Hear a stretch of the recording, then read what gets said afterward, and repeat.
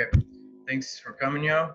This is probably going to be one of the quicker lectures that we've had because it's over S3, SNS, and SES. And I mean, they're three of over 100 services in AWS's service suite, and those are just some of the most popular services from AWS outside of the computational ones like Lambda and EC2. But you very likely end up using these services by the time you finish your app, either for TPO or for just any app in general. You generally have files being stored. You generally have emails being sent to your users, and you generally be sending notifications to your users. And Amazon has very good scalable and good pricing and good functionality for these different kinds of functionalities that you might need in your applications. So let me go ahead and share this. Okay, let's get started with Amazon SES. So SES stands for Simple Email Service. So at Amazon Web Services, Simple Email Service. And what does SES do? It reliably and cost-effectively delivers email from the cloud. Now let's take a look at this anatomy of an email message here, right? So in an email message, you're gonna have a subject, you're gonna have a body, you're gonna have a source and destination. You're gonna have, in the destination you might have to, CC, BCC, reply to, return path, right? So when you're sending an email through an application, you're gonna have to provide all of this information to AWS for them to be able to deliver your email successfully. And it actually, in a bunch of different ways that you can actually use SES. Most of them are very nice and as easy to use as possible. Okay, so SES lets you send marketing and transactional email to customers in a quick and effective, quick and cost-effective manner. And through simple API calls, you can now access high-quality, scalable email infrastructure to efficiently communicate with your customers. So when you think about SES, you can think about, for example, let's think about, for example, an app that you sign up, right? And for every month, for example, at the end of the month, an app might want to send you an email, like a promo email, like, hey, here's, since at the end of every month, we send, at the 29th of every month, to drive transactions to go up. They'll send an email at the 29th of every month with a 10% coupon for their products, whatever. Let's say it's like Amazon or something, right? And SES has it that you can schedule these emails. You can schedule these sendings, and you can send it to all of your users with a simple API call. And it's actually really nice. You can write all this code up, and you can send this email to every single one of your users within a few minutes. And it charges you 10 cents per 1,000 emails, right? That's pretty cool. It's pretty crazy how many emails you can send with SES without breaking the bank. And you can begin sending in minutes, and you can stay informed with on-demand feedback. So remember how I talked to you guys about CloudWatch with DynamoDB and Lambda? Well, it turns out CloudWatch also works for SES, SNS, and S3, which is really nice. All right. And SES is ideal for customers who are sending email from EC2, which I haven't talked much about, but EC2 is just another compute service in AWS, just like Lambda. So it's good for Amazon EC2 users who don't want support from their own software or applications to do the heavy lifting of email transport.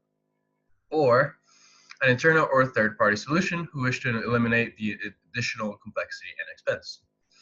So for us, for example, since we're using AWS Lambda, Amazon SES actually has a really nice SDK for interacting with Lambda, and you can use Python functions to easily create an email and send this email and get a feedback from the sent email in easily like less than 200 lines of code. Amazon SES is simple. It eliminates the complexity of hosting yourself or by a third-party service. And you can send email using a single API call in Java, .NET, PHP, Perl, HTTPS, and there's actually more of these. I got this info from like an old slide from Amazon, but there's new stuff that you can also use SES with. And it's also reliable. You can leverage Amazon's powerful cloud computing infrastructure. So since we're already using AWS for all of our backend, SES is just way too convenient for you to use absolutely anything else for sending email in the way that the goal of SES is, right? And it's also optimized for high levels of uptime and availability, because as you guys know, AWS and Amazon are all about reliability and scalability, and they're very good at doing that. Well, scalability, I didn't even know this was in the next slide, but yeah. SES it intelligently scales with your business as your needs grow, and once again based on the proven Amazon technology. And it's AWS compatible because it interacts with all of AWS stuff. It's designed for ease to use with Amazon EC2, AWS Lambda, and others. And what does that mean? That means that all of these services, that SES has SDKs and has APIs already set up for all of the AWS services. So SES has a Lambda API or a Python Bota 3 API. They can make these calls very, very easily. And I will show you guys at the end of these slides an example of how you can do this. I personally haven't used SES a lot. I've used a lot of S3, and I'll show you guys some of the code that I used for S3 in one of my projects. But I'll show you guys some of the stuff that you can do with SES and Python. And it has free usage tier for emails originating from other AWS services. I know that for EC2, your first 2,000 emails that you send are free. I don't know about Lambda. It'd be nice, but I couldn't really tell you. But I know that there's a bunch of, if you send emails from AWS services, you might get some free stuff. And it's inexpensive, no upfront, no fixed costs, nothing. You only pay for what you use, just like Lambda, and it's low charge for email sent. I think I have the pricing later on. No, not yet. I'll have it later on. Oops. Okay. And email send. You can send a new formatted or raw message depending on your use case. You can use these two APIs. Send email API, which Amazon SES sends a properly formatted message. All you have to provide is from to the from and to, and the addresses, subject, and body. So essentially, with send email API, it's not very custom. You just give it these 5 things, and it'll send the email to you in their own little format. And honestly, for me, you could totally use that. It's pretty nice. Like it's not ugly. It's a decent format, and you can totally do that. But you can also use send raw email. The send raw email API, which you manually specify your own email headers and MIME types.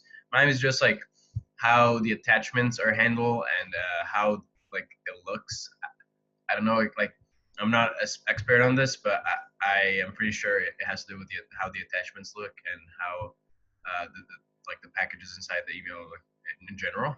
But in a send raw email API, you actually have to write HTML code and like formatting code, and it's not fun.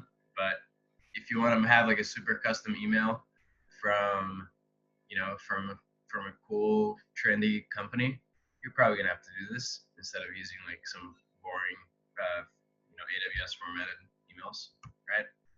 And you can also get feedback with AWS SES You can use CloudWatch, as I've mentioned before, but you can also use Get Statistics API, which allows you to query delivery attempts, rejected messages, hard bounces, and complaints. Oh, I don't know why I put both of them. I put them again down here. Whoops, bad slides. Okay. Anyways, hard bounces are a permanent delivery failure. So that means you send an email and it bounces back, which probably meant you had a bad address, and it'll never try to send again. It's done. It gave up. And complaints are typically when the recipient marks the message as spam because your email looked fishy, or maybe the Gmail, like the AI thought your email was spam. So you have to probably write better email so it doesn't look like spam to Gmail or to Outlook or whatever. And also you have sending limits. So AWS is smart, and they don't want people abusing their system to spam people with emails, like spam, like excessive amount of emails. You can definitely still abuse SES and spam emails to a lot of people, but you can only spam so many emails basically. The sending quota is the maximum amount you can send in a 24-hour period, and the sending rate is the maximum amount of emails you can send per second. And you can actually, depending on the type of account that you have, you can have like a regular account, or you can have a corporate account. If you have a corporate account, you can spam a shit ton of emails. Like you can send a lot of emails. Like I haven't gone through the process of upgrading an account to a corporate account, but from what I've heard, if you have a corporate account, you can definitely spam the shit out of people. But I'm not sure how easy it is to get the corporate account. But for our pleb accounts, I don't know what's the quota exactly, but it's still a lot. Like you can still spam people with it. And here are the prices. Email messages are charged at 10 cents per 1,000 email messages. Pretty crazy. And now the data transfer is like for the attachments and for the content of the actual email. So the email messages are like, per email is 10 cents, but the content of the email, like the text itself, it has data, right? Just like text is data. So it'll charge you more. It'll charge you more per the content. And if you have like attachments like images or videos, then it'll start getting expensive. So you probably don't want to use SES to be sending videos to people. Unless you're sending YouTube links, then that's fine, right? Because that's not, the video is hosted on YouTube. You're not sending like an MP4 file. But yeah, if you're sending, hold on, I'm trying to move my mouse, but the slides take over. Yeah, after sending like 100 terabytes per month, 150 terabytes per month, right? It starts costing about 8 cents per gigabyte, which, I mean, that sounds like, yeah, a video can have like easily like 5 gigs. So if you're sending like a 5 gig video to, I don't know, a lot of people, it's going to cost a lot of money. So don't do that. Send YouTube links, which is what every company does, right? When they have like promo emails, they'll never send you like a downloadable MP4. Yeah, there's a reason for that. It's not because, yeah, it costs money to do that. Okay. And this is a slide that I completely stole from some other slideshow for getting started with Amazon SES, but it was really nice. So I didn't want to I didn't want to paraphrase it or anything. I think it's like really good as it is. So I'll just go through this with you guys. So you'll have to subscribe, and then you get Sandbox access instantly. Sandbox in SES is basically like testing thing. You can like you can mess around with it and test it with Sandbox, and it's pretty cool. You should check it out when you're making an SES account.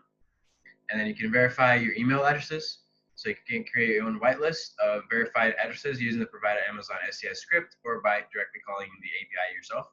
So you have to, put in, like if you're CloudCare, for example, you'll have to get the CloudCare email, which is like cloudcare.com@info. Whatever. It's some, I don't know, it's some whatever email, right?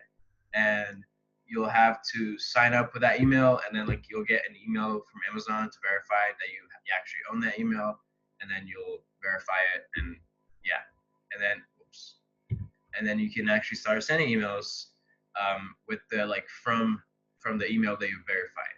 You can't send emails from SES from someone else's email account without verifying it first, right?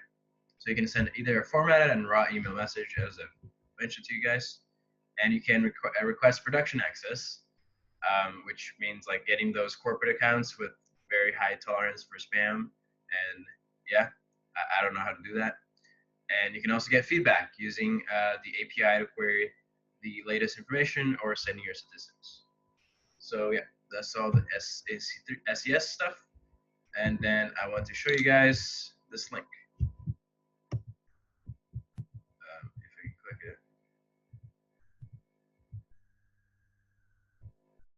Okay, so I actually went through this with Mindy yesterday, and I don't know, we were talking about our password reset stuff, and I found this, and I have never seen something as nice as this, so I'm just gonna go ahead and show this because I don't have a really good demo of SCS myself. I have a pretty good demo for S3 that I'll show you guys, but anyways, let's get right into it. So this is how you send an email using the AWS SDK for Python, which is Photo3, right? And as you can see, you import Photo3, and you don't import much else. You also import client error, so we just throw in errors, right? And then you'll have something like this. You'll have your sender, you'll have your recipient, you'll have your configuration set, your region, your subject, your body text, your body HTML, and then whatever, all of this info. I mean, you can just go in the link. I'll post the slides on the Slack, and you can check all this stuff out. But as you can see, this is probably like 100 lines of code, and you can send a whole email with this. And what you'll do is you'll have this file. It has Amazon SES sample.py, and you can just you can run this file through Lambda, for example. Or I mean, if you're using Lambda, there's multiple ways to run a file like this. But yeah, it's as I mentioned, AWS tends to work with AWS stuff. It's built that way, so you're like trapped into the system, so you have to use all their stuff. But I mean, I'm glad because it makes it easier for us. We don't have to like go around looking for different services from different companies because AWS is, has good services for at least 90% of things that you want to do, probably 100. Yeah, let's move on. There's also I put a couple links here that you guys might want to look at. They're pretty useful links. Okay, let's move on to SNS. I don't have a lot of stuff on SNS because I personally haven't used SNS a lot. I am about to implement SNS with an application that I'm working on that maybe I'll talk to you guys about later, but it's this other app that I'm currently working on. And we're in the process of implementing SNS, but I don't have a lot of experience with SNS right now, and I don't think anyone at TPO has a lot of experience with SNS, so I'm just going to talk about it anyways because you guys should at least know the very basics of SNS and what it is. So I'm not going to go into like deep detail of how to implement it or how exactly the code looks like because I don't even know that. But you should know what it is and what it does and when you might want to consider using SNS, right? So SNS is a fast, flexible, fully managed push notification service that lets you send individual messages or to fan out messages to a large number of recipients. And it makes it simple and cost-effective to send push notifications to mobile device users, email recipients, or even send messages to other distributed services. So, long story short, SNS is used to send notifications to your users, right? Lots of apps have scheduled notifications. They'll have notifications that get sent every morning, or they'll have notifications that are triggered by different activity, right? If you have a message from someone and you're using, if you're using a chat app, you're likely to use SNS extensively, right? Every single message, you're gonna get a notification, and you're gonna be using SNS a lot. You're gonna trigger those notifications. It will trigger SNS to send a notification to a push notification to the mobile device, right? And okay, why is SNS really good? It delivers messages instantly to applications or users and eliminate polling on your apps. It scales as your needs grow. As you guys can see, you guys saw the exact same sentence on SES, because that's how AWS stuff tends to work. It sends messages to individual devices or broadcasts to multiple destinations at once. So if you want to send a message to all your users, instead of, you can just make this API call and it'll send something to every single user, right? Which is nice. And there's an SDK available in iOS, Android, Java, Python, PHP, Node.js, or .NET, and it sends notifications to iOS, Android, and other mobile devices, and also destinations like SQS, Lambda. Oh, I misspelled it there. My bad. There's a fix that. It sends it to Lambda and email addresses, SMS and HTTP endpoints as well. And you can get delivery status information via CloudWatch, success, and failure rates.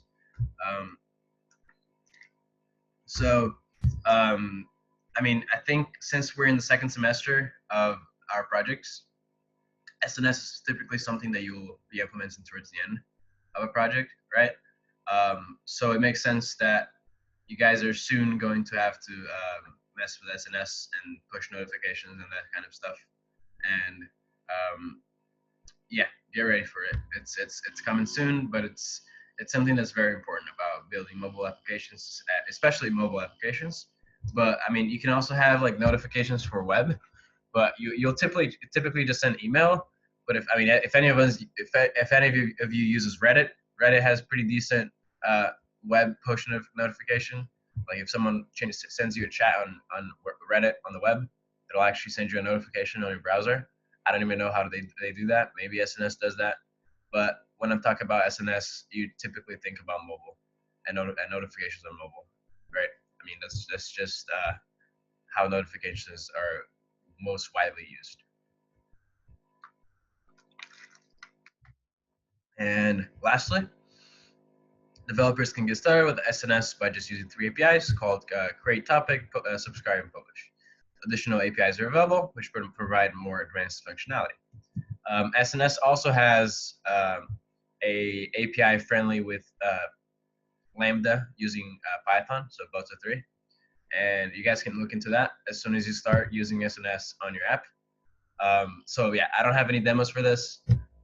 You guys, I'm sure you can find something on YouTube or whatever, but I decided I wasn't going to do demos because I personally haven't developed a lot of SNS.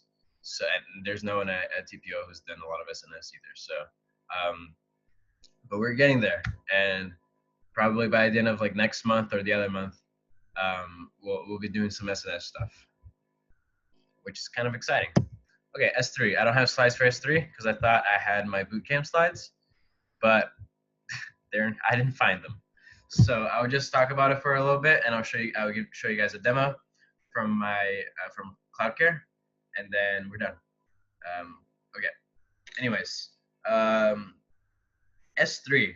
So S3 is a file storage system by AWS, and it essentially has infinite file storing power, right?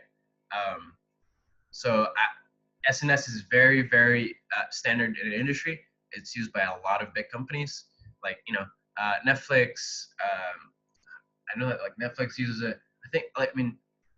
Just think about any big company that needs to store a lot of files. Not at least 50% chance they use SNS. SNS is very standard, and it's used a lot. I mean, you can call it infinite file storage, like like max storage, right? Because like it has so much storage that like no single company can even dent the max storage of S3. The amount of warehouses that Amazon has on S3 to ensure that it never gets maxed out is insane.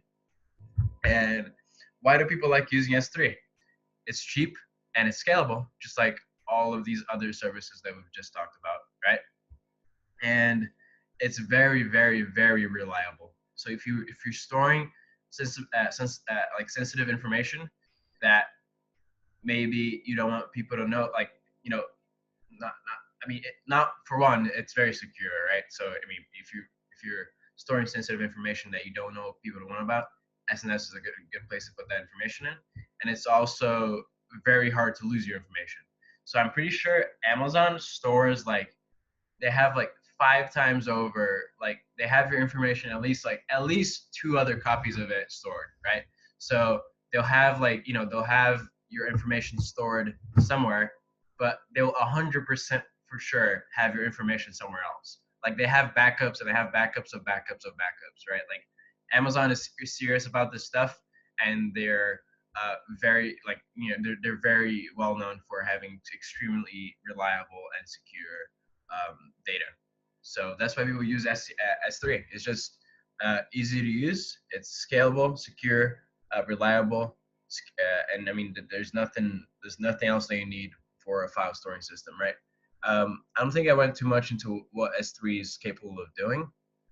So S3, basically, you probably want to use it to store files, right? You can use, DynamoDB or databases to store strings and numbers and sets and dictionaries with primitive data types. But if you need to store files and things that take a lot of space, you probably want to use S3. For example, in our project, we use S3 to store pictures, right? Profile pictures, log pictures, any pictures in the app at all. We'll store them in S3. And on DynamoDB, we'll store the profile picture, the link to the S3, right? So let's get in there.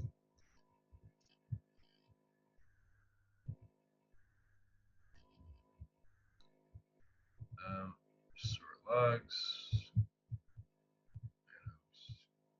Oops, that's not what I meant to do. All right, they're not here yet. Right. Okay.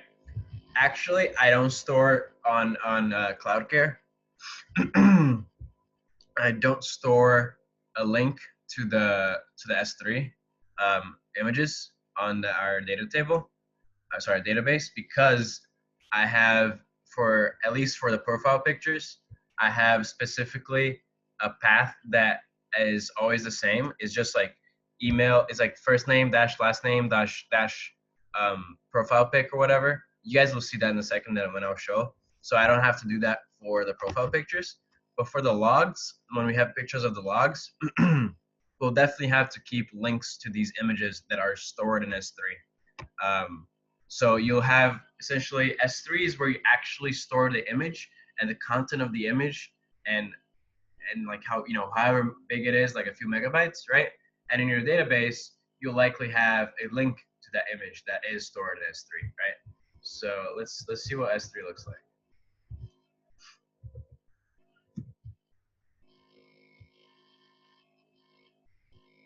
Okay.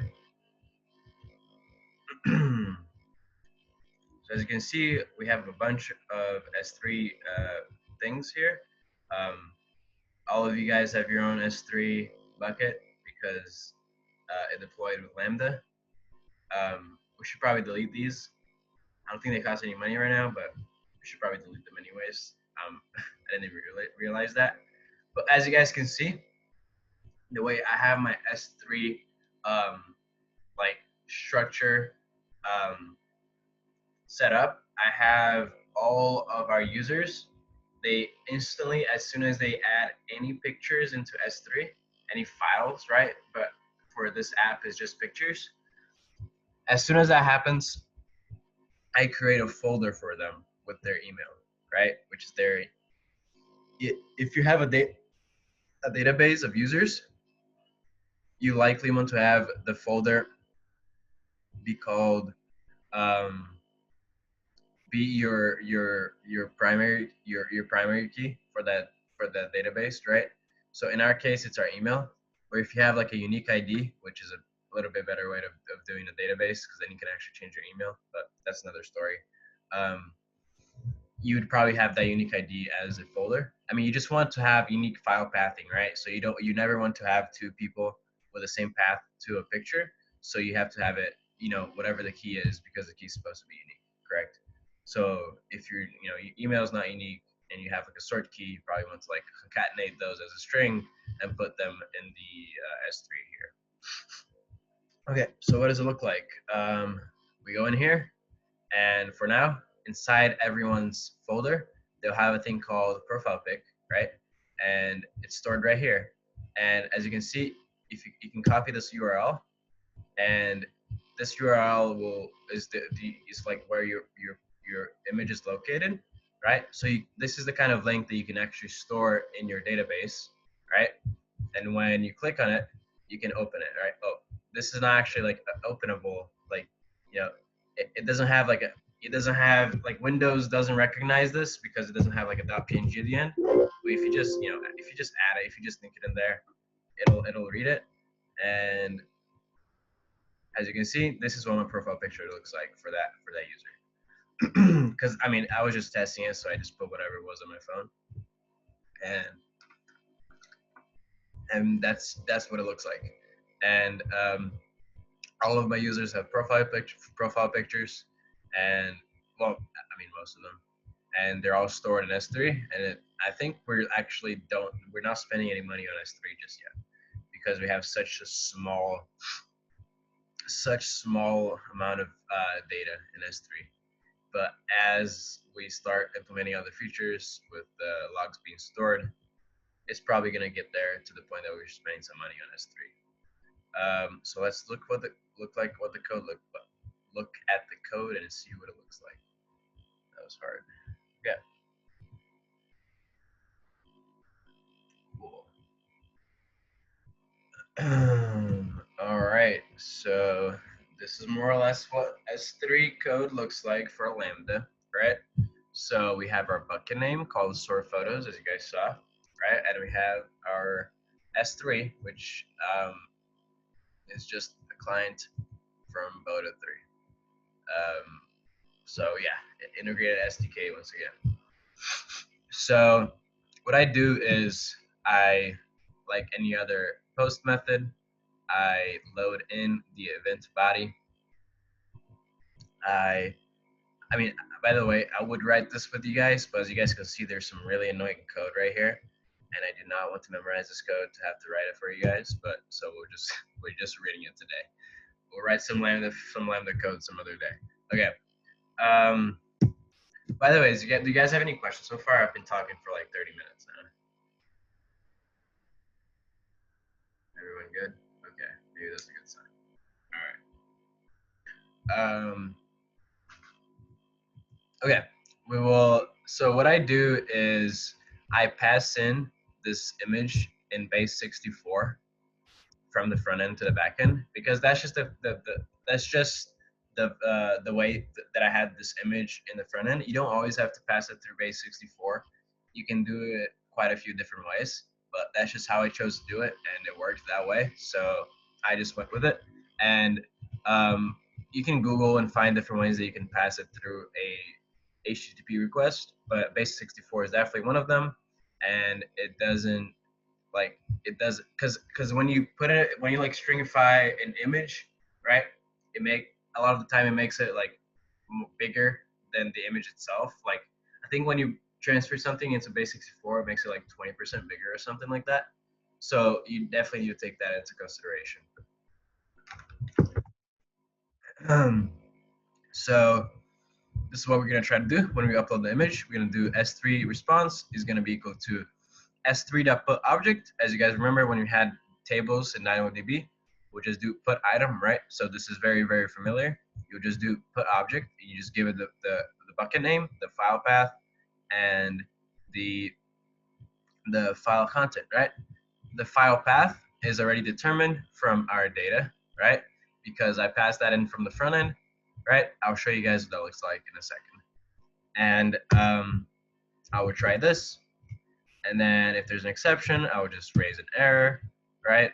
And otherwise, we're good to go. We have a response 200. We return the path. Just I don't know why I do that. That doesn't matter. Then return response.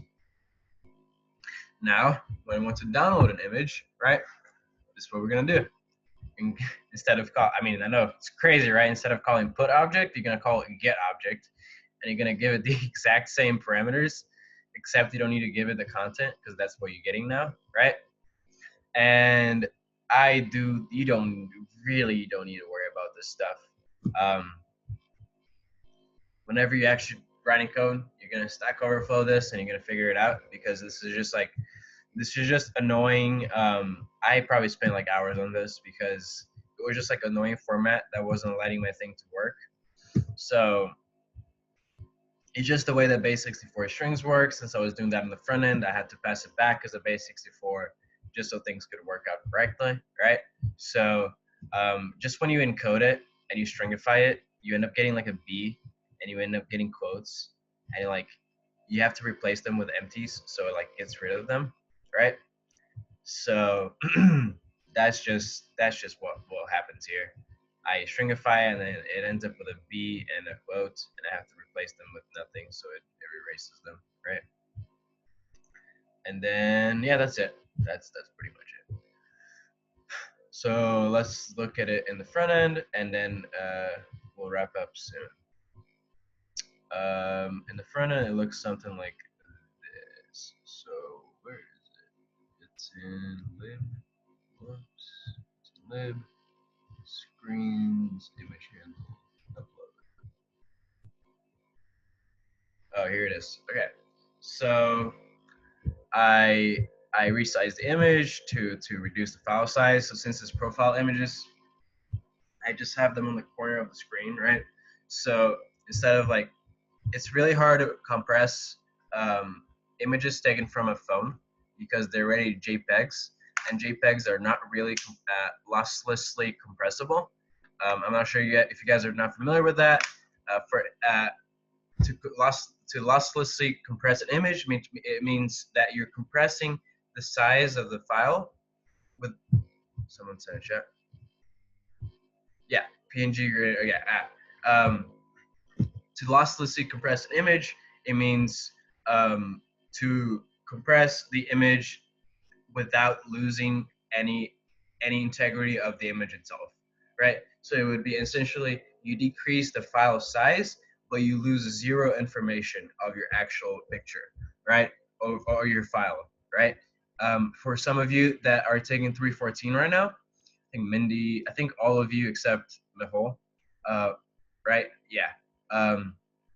You'll do Huffman encoding at the end of your at the end of the semester, and you'll find out what lossless compression is, and that is what you're gonna. I think Huffman is lossless, but yeah, basically it's almost impossible to do lossless compression with phone images because they're JPEGs and they're already about as compressed as it gets. So what you can do is you can just resize them and make them worse quality if you want to spend less money storing them, which was what I did in this case right here, right? Because yeah, it's gonna be a small thing in the corner of the phone, and you can't even tell the difference when I decrease it in the quality just a little bit. And what I do is I create this path, right? Which my path is literally just the model. So I first put in my user email, right? And I add in this path. What is it up here? This path. Stream path equals model.email. What is this path there? Right. So yes. Okay. So I construct this with the path parameter, and I just I just add this variable. So this path. So it's the path that I get constructed from the constructor, and this is a local variable, and this is not a local variable, right? This one's the one up there, right? So all I do is, I have this path which is equal to my email, and I do plus equals this path, and it just gives me an arbitrary, like it just gives me whatever path I decided to go with in my app. And the one thing about file paths is that it doesn't really matter what you do, but all that matters is that you have to be consistent, right? So if you decide to go with a path like whatever, You want to go 123 monkey 456 email. Now that has to be your path for all of your pictures, or else like it's just not gonna work out. It just doesn't matter the path that you do. You just have to be consistent with it, right? Um, and you might want to have the path be meaningful as well, but that's another conversation. So yeah, I encode my image to base64, and then I post it. I make the request to that upload image that we just looked at in Lambda. And yeah, if it works out, I go ahead and set my profile picture to this image that I get from my response. And what else? Where's the download? Where's the download in the front end? I don't know. It's probably not that exciting. I don't think it's really not that exciting. But yeah, I think that's all I had for today. Y'all have any questions about any of it at all? No? All right. Okay. I think we can wrap up. I have my throat actually really hurts right now from speaking for 40 minutes. Next week, what are we doing? I forgot. Next week we'll do something, and it won't be just me talking for the entire time. Eric and Neil will also be lecturing next week, so be excited for that. I forgot what the topic is, but I'm sure it's something cool. And there's a few topics that we haven't, like if you guys look at the calendar, some of the topics has TBD on them. So we'll be sending out forms to ask you guys what topics that we want to, we'll probably give you guys some options and some to choose from. And please fill these out when we send them, because we don't know what you guys want a lot. I mean, not exactly. Only you guys know what you want. But yeah. All right, y'all. Thanks for coming. I'll be posting this on YouTube, by the way, if you want a recap.